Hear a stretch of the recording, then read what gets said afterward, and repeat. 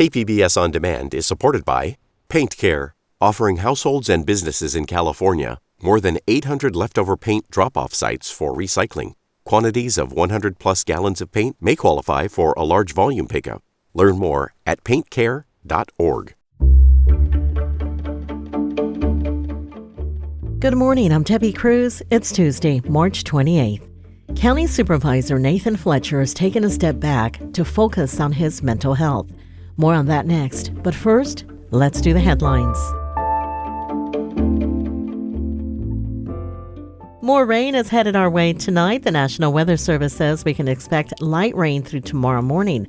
Then a second round of rain will hit the county tomorrow night into Thursday. According to reporting by the San Diego Union Tribune, this storm will be much colder than the ones that have hit the county in recent weeks. Temps are expected to drop into the low 50s tonight. In a few days, people who use CalFresh will notice a big drop in the amount of food benefits they get. That's because the extra money given to recipients during the pandemic is ending on April 1st. It was at least an extra $95 in benefits every month. Some food banks in the state are working with lawmakers to get more funding for food banks and benefits for people. In the meantime, if you're impacted, you can call 211 to speak to someone about food services available in the county. The SDSU men's basketball team made program history on Sunday. For the first time ever, the team is advancing to the Final Four of March Madness after beating Creighton University 57-56 in the Elite Eight.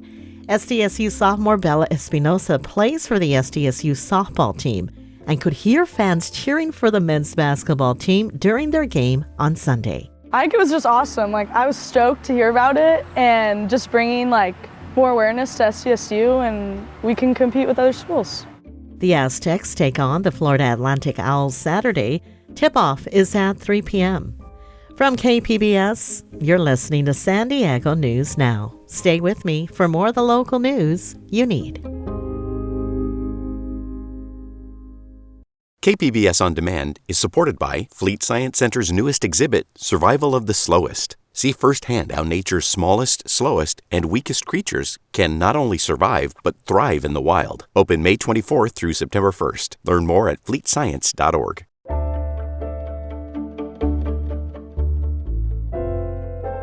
San Diego County Supervisor Nathan Fletcher announced on Sunday that he's checking into a treatment center for post-traumatic stress, trauma, and alcohol abuse. He also said he will be dropping out of the state Senate race to focus on his health.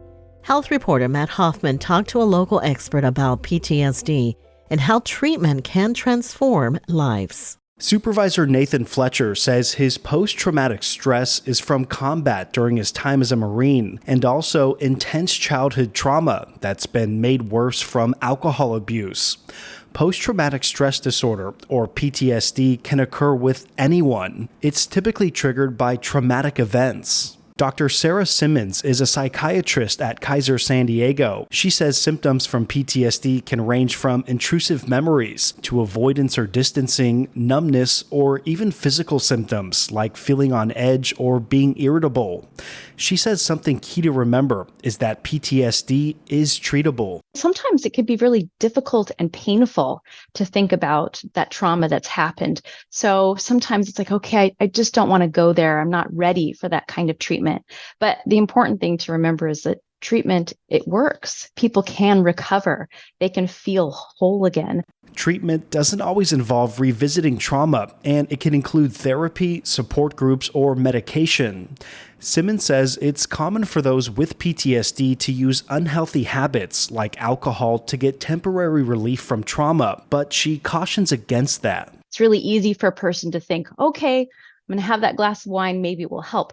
But the important thing to remember is that alcohol in itself makes it harder to treat PTSD. It makes it harder to get over those symptoms. Matt Hoffman, KPBS News.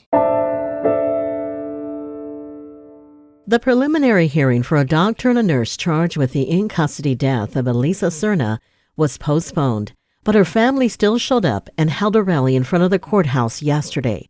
Reporter Kitty Alvarado was there and tells us justice advocates and other families whose loved ones have died in jail were there to offer support.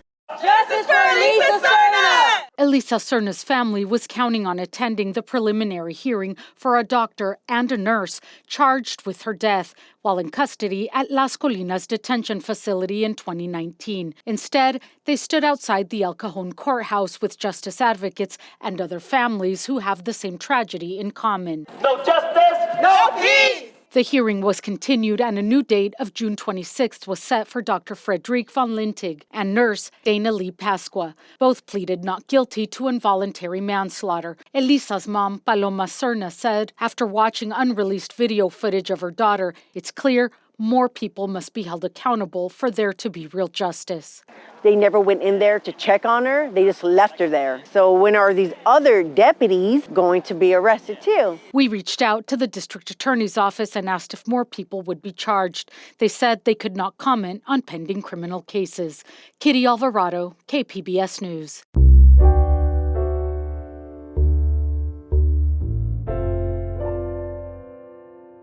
Two UCSD professors helped identify the raccoon dog as the prime suspect in the investigation of how COVID-19 jumped from animals to humans. SciTech reporter Thomas Fudge spoke to them and tells us what likely happened at a seafood market in Wuhan, China. Raccoon dogs are a relative of foxes that have been sold for years at the market in Wuhan. Joel Wertheim, an evolutionary biologist at UC San Diego, was a co-author of a report by viral experts on COVID's origins. These data show co-occurrence of genetic material from a raccoon dog and from SARS-CoV-2. They don't prove unambiguously that that raccoon dog was infected, but this is exactly what you would expect to find if a raccoon dog were infected with the virus. Another co-author of the report is Nima Moshiri, a computer science professor at UCSD. He said investigators had to sort through a lot of different DNA left behind at the market stalls. And then when you overlay this with information that they already had about what stalls that they detected were either COVID positive or COVID negative, what animals do you find in the stalls that they had detected to be COVID positive? Some U.S. agencies have suggested that the COVID pandemic came out of a lab in Wuhan. Wertheim said the data he's seen simply does not support that hypothesis. Thomas Fudge, KPBS News.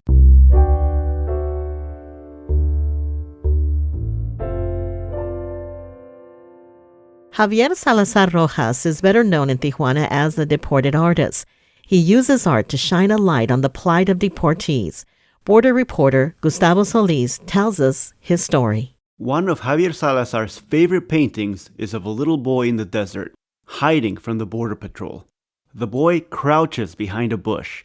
He's carrying a light blue backpack that's almost as big as he is. It's actually a self-portrait from when he went on a family trip to Tijuana when he was 11 years old. And on the way back, I tried to load up in the van when everybody was going home, and my mom she stopped me. The rest of his family was going to drive through the port of entry, but Salazar would have to sneak back across the country illegally.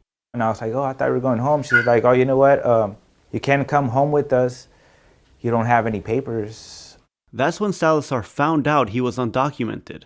He had been brought to Oakland as a 3-month-old child and lived there ever since. While his family drove across the border, he had to hike through a rural part of San Diego County.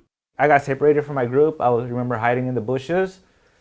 And it's when Border Patrol found me. I got taken to an immigration center and I got deported. Salazar eventually made it back to Oakland, and he lived there until his late 20s, when he stole $300 from a gas station, got caught, and was sent to prison. It was in prison where Salazar taught himself to draw. He also served as a volunteer firefighter between 2011 and 2014. I risked my life for 3 years working for $1 an hour for the state of California. And my last 30 days, they came and told me I was being deported. He was deported right after finishing his prison sentence. Salazar is now 47 and lives in Tijuana. He's an established artist and the proud parent of 5 adopted dogs and a cat. Chico, come on, buddy. Blanco, siéntate. Good boy, good boy. Known locally as the Deported Artist, Salazar's paintings depict migration and border culture. He uses art as a way to tell his own stories and change the way people see deportees. If nobody speaks up, nobody's going to hear our story. Somebody else might tell our narrative, but they're going to tell it through their eyes, through their agenda. He says deportees are depicted as criminals, bad hombres. In theory, they're sent back to their home, but in reality, many of them have no connection to that home. When you're deported and being out here, it's almost like being treated like a foreigner in your own country. They look at you as an outsider. Discrimination plays out in different ways. Some deportees struggle to speak Spanish, or speak it with a thick American accent. Others, like Salazar, have visible tattoos. Sometimes I'm on the bus, and the only available seat will be next to me. And people will come, and they'll stand up. And a bunch of people will stand up rather than sit next to me. Salazar wants to start to change the way people, especially Americans, view deportation. In his case, deportation separated him from the rest of his family back home in Oakland. Well, you're not just deporting a person, you're deporting a father, you're deporting an uncle, you're deporting some family's main breadwinner. You're separating families. So you're just not punishing the person who's being deported, you're punishing a whole family. His art is also political commentary. Salazar just finished putting up an art installation at the beach along the U.S.-Mexico border, right at the very top of the border wall. I'm terrified of heights. I was afraid to go the last couple of steps. It features Presidents Joe Biden and Donald Trump locked in a passionate kiss. It's meant to capture the disappointment advocates feel with Biden's immigration policies by drawing attention to just how similar they are to Trump's. Really, it's the message behind it is Biden, breaking all his immigration promises, and also adopting Trump era laws that are anti-immigrant. Gustavo Solis, KPBS News. Coming up, how NASA is challenging kids to develop a passion for science. We'll have that story and more just after the break.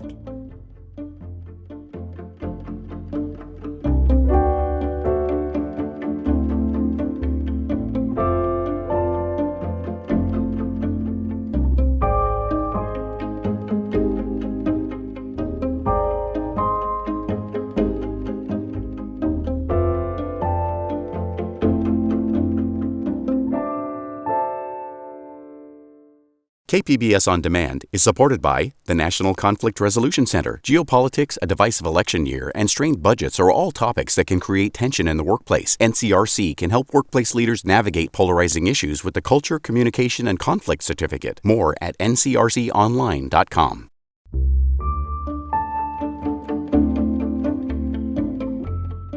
Officials yesterday celebrated the opening of an electric vehicle charging station near the Otay Mesa border crossing. Environment reporter Eric Anderson says the station is designed for medium and heavy-duty trucks. The 4 new high-powered charging stations are located conveniently at a truck stop. The California Energy Commission awarded the fueling station's owner $200,000 to install the DC chargers on the same property where they already fuel up diesel-powered trucks. San Diego County Supervisor Nora Vargas cheered the installations. This is a wonderful step in a good direction to make sure that we're opening doors for many more other similar partnerships that we can really focus on clean air while at the same time working to promote economic prosperity and green jobs. Having publicly available high-speed chargers is an important step toward transitioning the trucking industry to a zero-emission future. California is asking the trucking industry to use zero-emission vehicles where possible by 2045. Eric Anderson, KPBS News. Outer space is infinitely huge and it occupies a similar sized part of our imaginations. NASA is running a competition to get kids to imagine future space missions. SciTech reporter Thomas Fudge visited a 3rd grader in Carlsbad who is doing just that. Blasted away. This is landing. It actually has an individual thruster right here, and these will extend to help it cushion the impact. 3rd grader Luca Pollack showed me some drawings he made of the journey he has planned for his spacecraft Fortitude. The drawings are scattered around the floor of a room at home, and they show Luca's spacecraft landing on the ocean ice of Europa, one of the moons of Jupiter. This space mission is his entry into NASA's nationwide Power to Explore essay contest. Concha Reed is deputy of NASA's Space Science Project Office based in Cleveland. She says Power to Explore challenges kids to develop a passion for science. We want to engage their imagination. We want them to think big, just as we do here at NASA. So we want them to envision, if you could go anywhere in the solar system, where would you go? Luca wants to go to Europa because he's stoked to think about its oceans and their potential for life. He says when his spaceship lands on Europa, it'll become a wheeled rover that can travel over the ice. So it's going to drive up to one of the ice cracks and on Europa, and it's going to use a drill to cut through at least like the thinnest layer of ice as it can. It wants to be on a thinner layer, and once it does that, it opens like this little port on the belly. You can see it right here. And through that port in the rover, out comes Luca's second vehicle, a tiny submarine that is pushed through the hole in the ice and starts swimming in the water below. It will look for signs of life and send data back to the rover, which will send it back to Earth. He calls his submarine Resilience. The kids in the contest were told they'd be using a radioisotope power system. The same nuclear engine has powered NASA's Voyager spacecraft, which were launched in the late 70s and have now come to the very edge of the solar system. That power system has its limitations, naturally, and if some space scenarios dreamed up by the kids may be technologically far-fetched by today's standards, Reed says that's okay. We don't know what technology will be available in the future. We have innovations in materials that are going on all the time. We have innovations in the IT world. So we're not changing the laws of physics, but we don't know what we don't know. Luca's mom, Danielle Pollock, says science and technology come naturally to him. He was always really mechanical, even as a child, like watching when we was on a carousel, would be looking up at the gears and that sort of thing. And so he was always just drawn to that. Luca is waiting to see if he'll become a finalist in the Power to Explore competition. He says advancing in the essay contest is pretty cool, and he hopes this won't be all he does for NASA. Yeah, I would love to work with NASA. Just so that you can continue doing stuff like this. Yes, I really also want to learn about space. Luca's idea for a rover that will drill a hole in the ice of Jupiter's moon Europa may not take place in the near future, but Concha Reed says NASA is now planning a real-life voyage to Titan, one of the moons of Saturn. The helicopter landing craft they plan to take there is called Dragonfly. Thomas Fudge, KPBS News. That's it for the podcast today. As always, you can find more San Diego news online at kpbs.org. I'm Debbie Cruz. Thanks for listening and have a great Tuesday.